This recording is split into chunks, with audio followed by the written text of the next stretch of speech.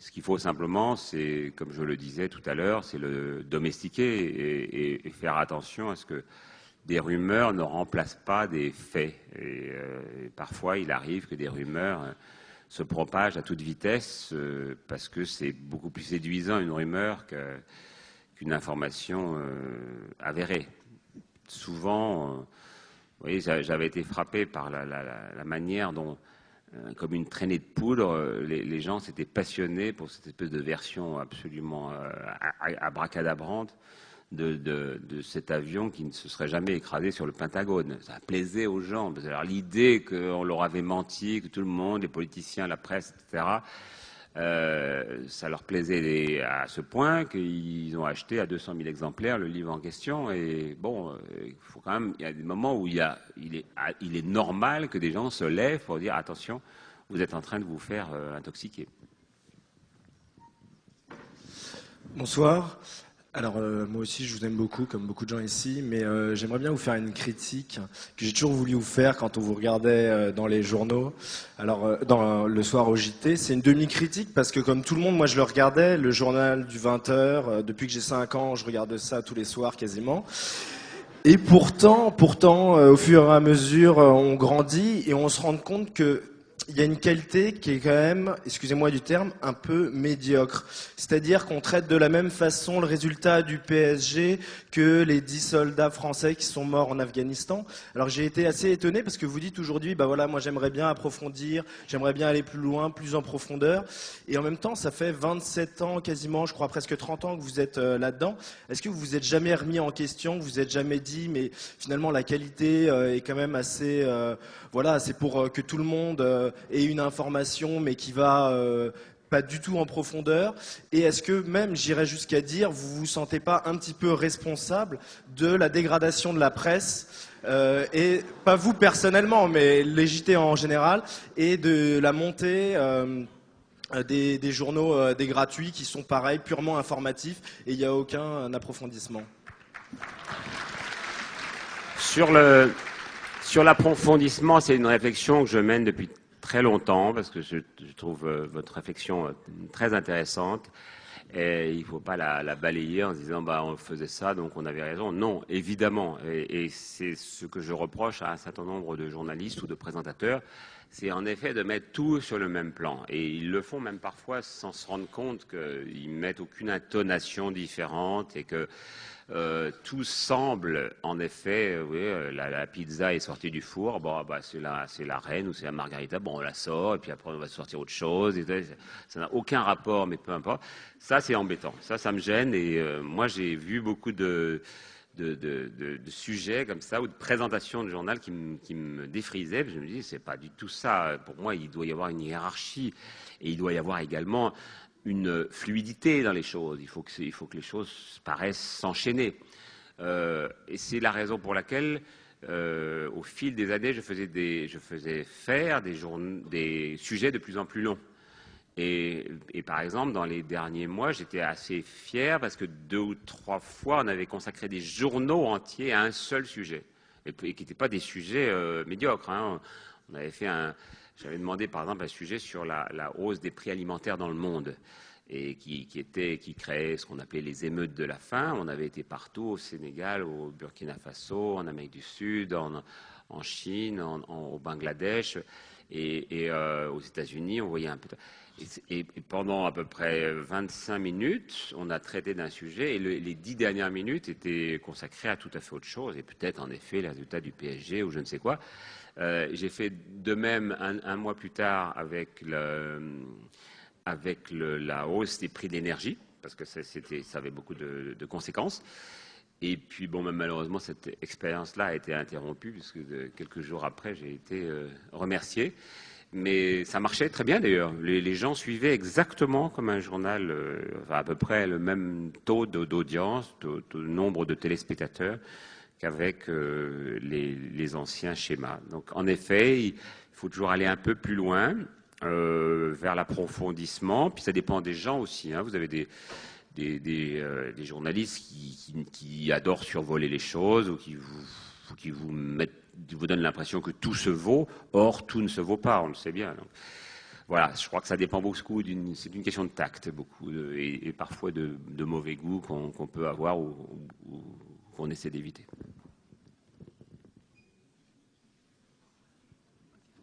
Bonjour.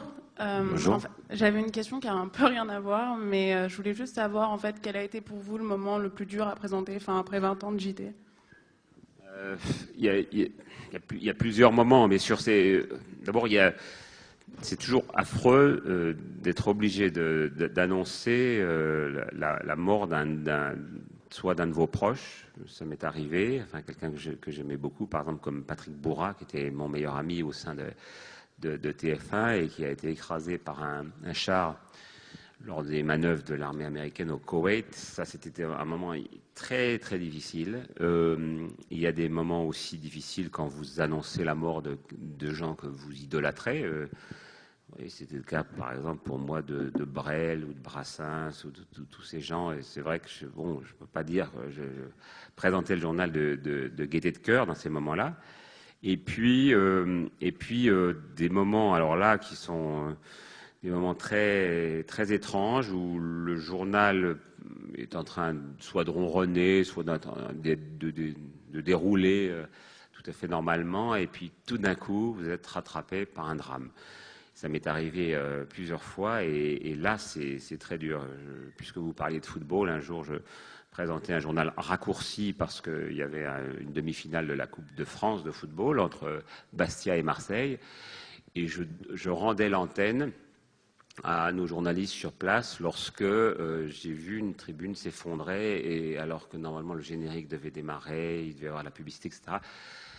Tout a basculé. Ce journal qui ne devait durer que 20 minutes a duré finalement plus de 2 heures. Et c'est vrai que dans ces cas-là, on ne pense qu'à une chose, c'est aux victimes, aux gens qui sont en train de regarder la télévision et qui se disent qu'ils ont des amis dans le stade, etc., etc. Bon, le drame de Furiani, pour moi, c'était douloureux à vivre. Même chose pour, évidemment, le 11 septembre, quand j'arrive à l'antenne alors qu'on est encore quasi persuadé que c'est un petit avion de tourisme qui vient de s'écraser sur une des tours du World Trade Center, et que voilà, et que 8 heures après, je suis encore à l'antenne, etc., etc. Ça, c'est des moments difficiles, oui. Moments très, très, je dirais, c'est affreux à dire, mais c'est exaltant professionnellement et humainement extrêmement difficile à vivre. Bonsoir. Bonsoir. Moi, j'ai 2 questions à vous adresser. La première, c'est, je voudrais avoir votre avis sur le traitement médiatique du Congrès de Reims. Est-ce que vous pensez que le PS est ridicule intrinsèquement, ou est-ce que c'est le traitement journalistique qui en est fait qui donne cette impression, c'est-à-dire traité sous forme de feuilleton, un tel soutenait un tel qui maintenant a trahi, enfin bref, vous voyez le truc. Deuxième question, vous parlez de vos collaborations avec Midi Libre, RTL, Paris Match, etc. Donc, est-ce que vous êtes aujourd'hui un pigiste comme les autres, c'est-à-dire confronté au même problème que je rencontre, la précarité, voire l'exploitation par certaines rédactions? Je voulais savoir si s'appeler PPDA, ça peut aider à trouver du boulot ou pas. Oui. Que je sois franc avec vous, oui. Incontestablement. Hein. Donc, si vous voulez, je vous prends sous mon aile et pour vous essayer de vous aider un peu. Mais je vais pas nier, bien sûr. Cela dit, j'ai démarré comme vous aussi. Hein. Bon, moi, j'ai faisais au début mes premières piges. C'était un journal qui n'existe plus, qui s'appelle L'Économie. J'étais pas payé. Et puis j'ai insisté, on m'a dit mais t'es fou de faire des choses gratuitement, etc. Puis j'ai insisté parce que je savais qu'il fallait que je mette le pied dans la porte, et puis que la porte un jour s'est entrouverte, et puis j'ai eu d'autres propositions, des trucs à 3 sous, puis un jour j'ai fini par gagner un concours. Bon, j'étais assez content de ça, et le fait d'avoir gagné ce concours qui s'appelait Envoyé spécial, qui m'a permis de devenir journaliste et de rentrer sur France Inter. Ça a été une formidable porte, évidemment. Après, j'ai pu avoir une ascension plus facile. Mais incontestablement, le statut des journalistes aujourd'hui est très, très, très précaire, beaucoup plus que quand j'ai commencé. Et c'est un des sujets qui doit être étudié par les États généraux de la presse. J'en parlais tout à l'heure à déjeuner avec l'homme qui est le rapporteur, là, qui est en train de faire une étude là-dessus, qui s'appelle Arnaud de Puyfontaine, qui est un type remarquable. Il va faire connaître le résultat de son étude, mais vous étiez... D'accord. En tant que journaliste ou... Bon, très bien. Donc je peux dire du mal de ce que je... Franchement, les socialistes, ils étaient prévenus. Hein. Ils ont eu, il y a Reims, je suis né à Reims, donc je connais le sujet. C'est la ville des sacres. On n'est pas obligé non plus de la transformer en ville de massacre. Hein. Donc il faut quand même, il faut savoir qu'aujourd'hui on est regardé par tout le monde. Quand on est regardé par tout le monde, même un parti démocratique, et c'est un parti incontestablement démocratique. Je crois qu'il y a un peu plus démocratique, mais encore un peu plus bordélique, c'est les Verts. Mais c'est vrai qu'incontestablement, les socialistes ont des défauts, mais on ne peut pas leur reprocher de ne pas être démocratiques. Un certain nombre d'autres partis, c'est plus facile. Ils ont un candidat depuis le début, ils l'imposent, et c'est comme ça que ça marche. Et au fond, c'est souvent comme ça que ça marche dans ce pays. Hein. Mais eux, bon, ils ont ce truc qui peut paraître archaïque, mais qui semble marcher sur le papier. Ils ont en revanche un truc qui me paraît invraisemblable, qui est leur histoire de motion de synthèse. Alors là, j'ai jamais rien compris. D'abord, j'ai jamais rien compris à la différence qu'il y a entre les différentes motions aujourd'hui. Il y a de moins en moins de différence. Oui, oui, justement. Pour voir, avec, à part celle de Benoît Hamon, qui avait une ligne qui était assez, je veux dire, claire de ce point de vue, franchement, qu'est-ce qu'il y avait comme rapport entre Martine Aubry et Laurent Fabius, qui pourtant étaient alliés dans leur motion, mais qui étaient ennemis quand l'un votait pour le oui à l'Europe et l'autre pour le non, ou que entre Dominique Strauss-Kahn et Martine Aubry, qui se détestaient cordialement quand ils étaient au gouvernement, etc., etc. On peut beaucoup discuter, peu importe. Donc, dans ces cas-là, quand vous savez que ça va se passer comme ça, moi, je pense que le premier secrétaire en place, en l'occurrence François Hollande, il doit tout faire pour que ça soit quand même plus, voilà, que ce soit un peu organisé et qu'on finisse par choisir deux lignes et qu'on, voilà. Après, il n'a peut-être pas à choisir entre l'une et l'autre, mais c'est à lui d'essayer d'organiser les choses. Tandis que là, regardez, c'est une espèce de lente agonie publique. En plus, ça dure depuis quand même 1 an et demi. L'élection présidentielle, perdue donc par les socialistes, qui ont pourtant réussi à amener leur candidate à 47% des voix, cette élection présidentielle, elle remonte à mai 2007. Et aujourd'hui, là, à l'heure qu'il est, on ne sait toujours pas qui va être élu. Et s'il y aura un tour ou 2 tours, et comment ça va se passer une fois que l'une ou l'autre va être élue. Non, franchement, je crois qu'ils y ont mis du leur. Hein. Franchement, on ne peut pas trop reprocher aux journalistes de caricaturer, même s'il faudrait que les journalistes soient assez honnêtes pour dire qu'il n'y a pas eu de nom d'oiseau. Hein. Ça n'a pas été épouvantable comme avait été le congrès de Rennes, mais ça n'a pas été glorieux. Quoi. Et incontestablement, les vainqueurs de cette affaire ne sont ni Royal, ni Aubry, ni Hamon, c'est davantage Sarkozy, Bayrou et Besancenot, hein, incontestablement. Bonsoir, donc sans transition comme on dit, j'ai une question sur la suppression de la pub. Est-ce que vous pensez que ça va favoriser la diversité de l'offre des programmes? Et est-ce que vous êtes pour des programmes de niche, maintenant qu'on n'a plus la pression des audiences?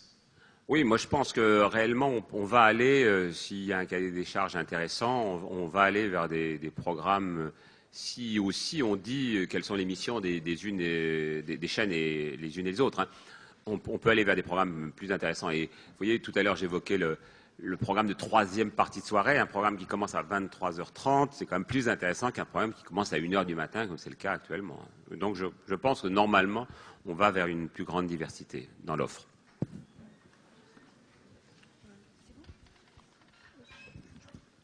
Bonjour. En fait, on a parlé d'Internet, on n'a pas trop parlé de tout ce qui est le journalisme sur Internet, mais au sens, par exemple, on voit Schneiderman qui refait son journal Arrêt sur image sur Internet, ou même John Paul Lepers avec latelelibre.fr qui a un petit peu plus de mal. Donc, est-ce que vous pensez qu'il y a véritablement une possibilité de vivre en tant que journaliste en étant non pas dans une grande chaîne télé ou dans un grand quotidien de presse, mais sur Internet? Moi, je le souhaite en tout cas vivement. Ce ne sont pas tous des journalistes avec lesquels je me suis entendu forcément, mais moi, je suis alors là, sur ce sujet, pour une solidarité totale avec leurs tentatives.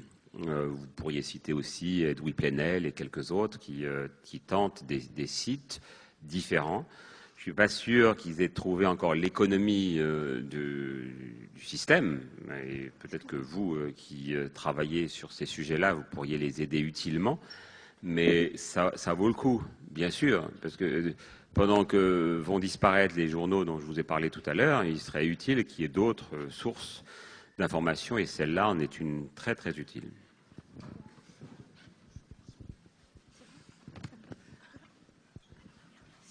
Alors, la dernière question avant de finir. Bonsoir. Alors, mon voisin déjà voulait savoir si jamais vous aviez été contacté par M6 pour présenter leur futur JT de 20h. Et moi, en question de clôture, j'aurais aimé que vous nous disiez, en fait, si vous jetez un regard rétrospectif, votre acte journalistique le plus noble et aussi peut-être votre plus grande erreur. Alors, je vous vois pas. Vous êtes où là? D'accord. Ok. Très bien. Alors, écoutez, oui, la CIS, on a discuté au mois de juin, là, beaucoup avec Nicolas de Taverneau. C'est parce que c'est un garçon que j'aime beaucoup, puis c'est une chaîne intéressante. C'est vrai que non, c'est pas celle-là. Non, je parle d'une autre chaîne. Mais en ce qui concerne M6, oui, on a eu des discussions, mais pour l'instant, ils n'ont pas vraiment choisi ni le moment auquel ils vont faire commencer ce journal, dont il me semble qu'il est indispensable pour eux, parce que c'est vrai qu'une grande chaîne se doit d'avoir un journal télévisé, un ou deux journaux télévisés à 13h, 20h, ni la durée, ni la spécificité de ce journal. Donc pour l'instant, ils n'ont pas encore choisi. Et puis maintenant, pour terminer sur votre question, toujours difficile d'émettre des palmarès, mais c'est vrai que j'avais été assez content d'un moment qui avait été pourtant assez difficile pour moi dans ma vie professionnelle et même un peu personnelle. C'était une interview de Saddam Hussein qui avait été très difficile à obtenir pendant la première guerre du Golfe, juste avant la première guerre du Golfe. Bon, c'était très compliqué pour des tas de raisons, parce que j'avais déjà fait un premier aller-retour à Bagdad et qu'on avait fait des interviews d'otages occidentaux et également d'autorités irakiennes qui avaient fortement irrité le gouvernement français de l'époque. Par ailleurs, j'en avais rajouté, mon cas était devenu assez délicat vis-à-vis des autorités irakiennes, puisque lors de ce premier voyage, j'étais revenu avec un bébé qui se retrouvait coincé là-bas, et avec le père qui me l'avait donné dans un sac de voyage. Donc tout ça était assez compliqué. Je n'étais pas sûr qu'on allait m'accueillir à bras ouverts quand j'allais revenir en Irak 3 jours plus tard, ce que j'ai fait. Et finalement, j'ai réussi à obtenir cette interview, et tous les médias, les plus grands journaux et journalistes américains étaient là aussi pour essayer d'obtenir la chose. Et j'avais été fier d'avoir obtenu cette interview et d'avoir été le premier à l'obtenir. Une interview qui avait duré, fleuve, qui avait duré 3 heures. On en avait gardé une demi-heure à diffuser à l'antenne. Et si vous voulez, ce que vous disiez, vous voyez, c'était au fond le glorieux et le moins glorieux, c'était presque dans le même temps, parce que je sais qu'à ce moment-là, Saddam Hussein avait essayé d'utiliser, parce que moi je lui avais posé des questions assez agressives au début sur le fait que c'était pas très courageux de s'abriter derrière des otages, notamment des femmes et des enfants. Et il avait répondu, mais ils sont bien les bienvenus, enfin, vous voyez, ce genre de discours convenu. Et puis, il avait fini par les relâcher 2-3 heures après, en disant, vous voyez, puisque le journaliste